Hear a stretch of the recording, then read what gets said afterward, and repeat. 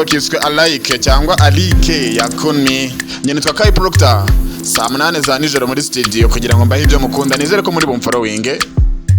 Indirimbo yose ushaka muri comment mitanyikora muri video bikurikira. Nyene twa Kai Proctor twagiye. Iyi ndirimbo ndaza gushiramo version ebyiri.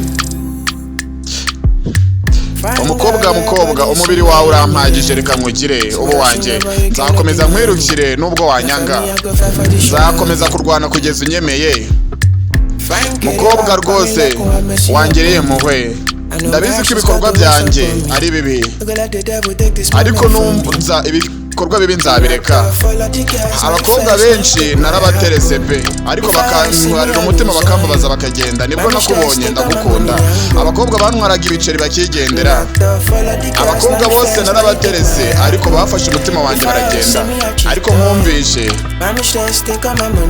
abandi bantwaraga ibiceri bakagenda Alike niba utanyizera ndapfa nundeka ijoro urasanga mu gitondo napfuye basi usigaruka nkangure Alike ubaye unsize nukuri napfa